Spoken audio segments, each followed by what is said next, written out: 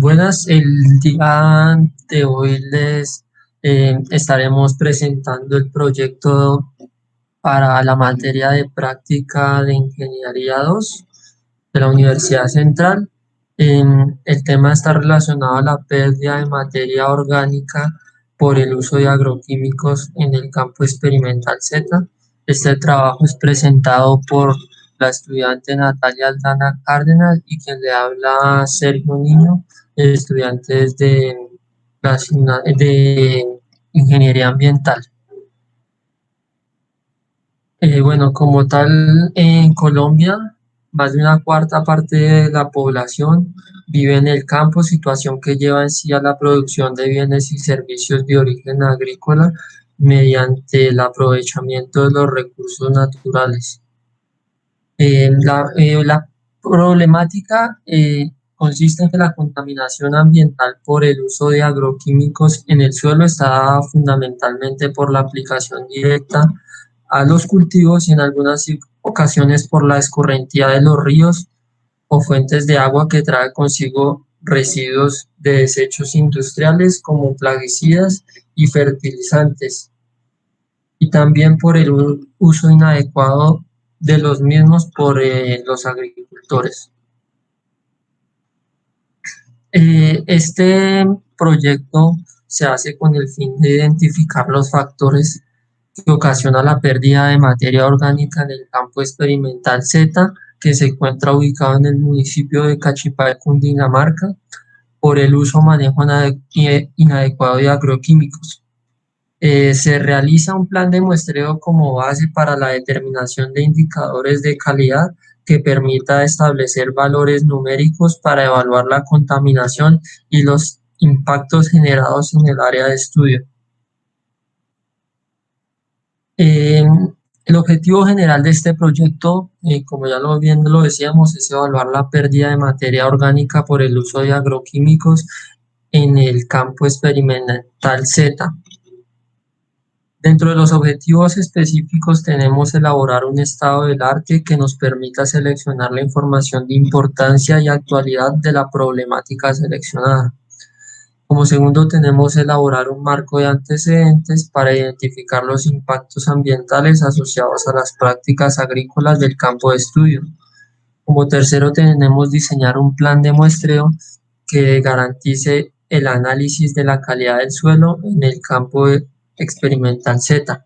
Como cuarto, tenemos realizar un muestreo de suelos para obtener información confiable que establezca la calidad del suelo de la localización estudiada. Y como último, ya tenemos construir un póster que reúne los aspectos más relevantes del estado del arte y el artículo científico. Como tal, acá tenemos un diagrama de flujo del proyecto del aula donde ya se establece, está el paso a paso de cómo se llegó a este proyecto para culminarlo. Dentro de materiales y métodos ya tenemos el área de estudio. El área de estudio, pues ya tenemos que es en el municipio de Cachipay, que este se encuentra ubicado en el departamento de Cundinamarca, al occidente de la capital de la República, 60 kilómetros de Bogotá.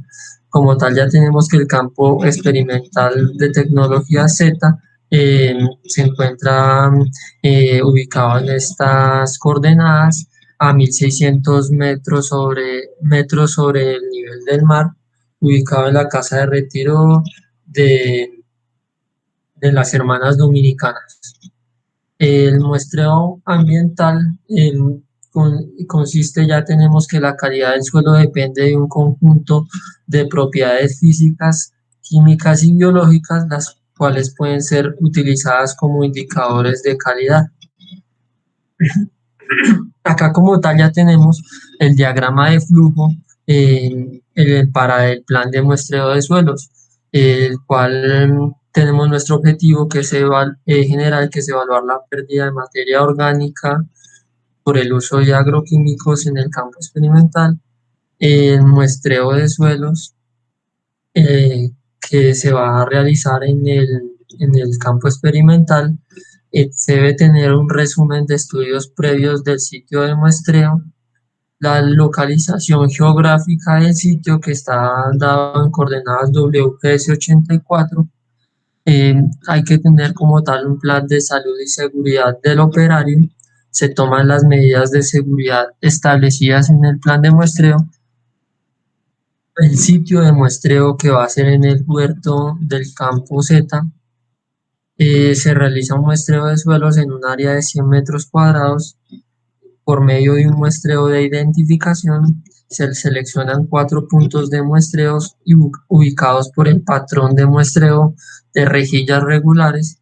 La profundidad del muestreo, que va a ser de 60 centímetros, se realiza una toma de muestras superficiales. Se aplica la técnica de sondeo manual, en el cual se toman 2 submuestras por punto. Se recogen 2 submuestras por balde, se colocan todas las submuestras en un solo balde.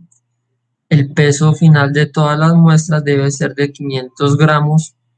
Para realizar como tal una muestra compuesta, se toman medidas para asegurar la calidad del muestreo. Se dispone a realizar la preservación de las muestras, como tal por medio de la cadena de custodia. Se colocan las muestras en recipientes compatibles con el material del suelo para que éstas no se vayan a ver afectadas. Se deben etiquetar las muestras y posterior a esto se diligencia la ficha de muestreo. La muestra se debe conservar en un rango de temperatura de 4 a 6 grados Celsius. Se transportan las muestras respetando sus condiciones de almacenamiento y seguridad, y como tal ya se llevan al análisis de laboratorio para obtener resultados del muestreo, y como tal ya tenemos, este es el plan de muestreo. Ahora encontramos que dentro de las propiedades físicas que hemos seleccionado está la textura. Esto, dado que permite conocer la proporción y el tamaño de las partículas del suelo, de dónde provienen. Se dice entonces que la textura refleja primordialmente las limitaciones en cuanto al crecimiento de las raíces, la emergencia de las plántulas, la infiltración y el movimiento del agua. Entonces, el método de determinación que se usó es la textura por tacto. En el gráfico de la textura por tacto podemos evidenciar, siguiente diapositiva, podemos evidenciar la determinación de textura por tacto. Allí se toma una muestra, es decir, 25 gramos en la palma de la mano, y si es moldeable o no, determinamos la textura. Lo que hacemos de acuerdo a esta guía de la USDA es seguir como el diagrama de flujo e ir haciéndonos preguntas de acuerdo a lo que estemos evidenciando en el momento. Esto lo que nos va a permitir es establecer qué tipo de textura es la que tienen nuestros suelos. Se plantearon dos métodos para determinación de textura, este que se está viendo y otro para datos más puntuales, que es la determinación por el laboratorio. Dentro de los métodos químicos que se establecieron, encontramos el pH. El pH tiene una influencia decisiva en en diferentes procesos genéticos del suelo. Es uno de los indicadores más relevantes porque es un indicador que refleja estándares de fertilidad. Además, es importante en términos de productividad de cultivos, en el tema de sistemas convencionales o agrícolas, lo que nos responde de manera precisa a lo que queríamos establecer y nuestro objetivo. En la siguiente diapositiva podemos evidenciar cómo vamos a determinar o cómo se planteó la determinación de pH.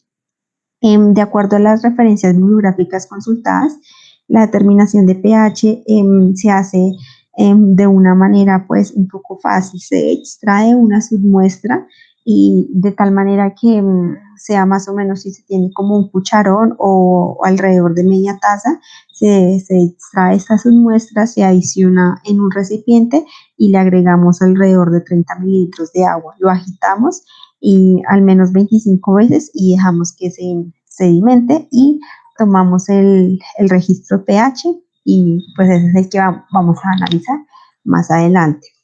En la siguiente diapositiva finalmente encontramos los métodos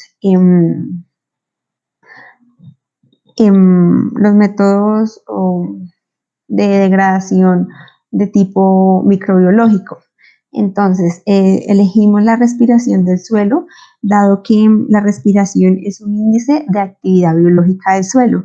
Lo que nos da la estimación de la respiración del suelo es la idea de la dinámica de la biota del suelo que estamos analizando. Las propiedades biológicas tienen la ventaja de actuar como señales tempranas de degradación o mejoramiento del suelo. Sin embargo, en cuanto a la compilación de propiedades e indicadores químicos y biológicos, estos van a variar dependiendo de, por ejemplo, de instancias como climáticas. Y la ventaja de los físicos es que van a actuar de manera más rápida y pueden ser un poco más económicos. En la siguiente diapositiva encontramos el método de respiración del suelo que planteamos dentro del documento. Es una determinación in situ, entonces de acuerdo a nuestras referencias tenemos que primero hay que clavar un anillo en el suelo como está en la imagen 1 y asegurándose de tener un espacio totalmente limpio para hacer el procedimiento. Luego cubrimos el anillo con la tapa y esperamos como está en la imagen 2 para así insertar un termómetro de suelo más o menos como en un tipo de jeringa como está en la imagen 3. Luego conectamos el tubo al dragger, más o menos como ese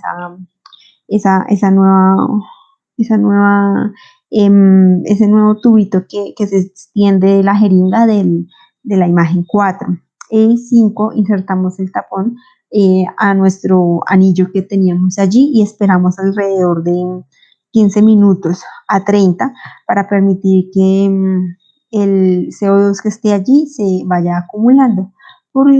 Antes, en la imagen 6, tomamos la muestra de aire y vamos a registrar la temperatura y las condiciones del lugar y pues el dato que nos dio. La imagen 7, pues digamos que presenta el ejemplo de cómo sería el posible dato que nos hubiese dado en el efecto o en el hecho de tomar la medición.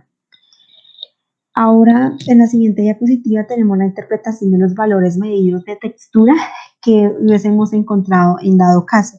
Es decir, que los valores ideales que nos hubiesen servido para determinar que nuestro terreno estaba en óptimas condiciones era si hubiésemos encontrado o si encontráramos una clase textural de franco arcilloso arenoso, franca arenosa, de franco limosa y limosa.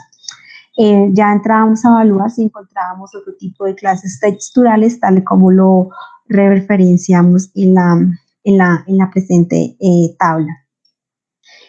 Ahora mostramos en la siguiente presentación la interpretación de los valores medidos de pH que encontrábamos en el lugar de estudio. Valores que oscilaban posiblemente de 5 a incluso mayor de 10 y que los suelos que podrían llegar a representar una disponibilidad máxima de nutrientes son aquellos que tienen un pH entre 6 a 6.5, que era en este ideal donde esperábamos encontrar nuestras muestras.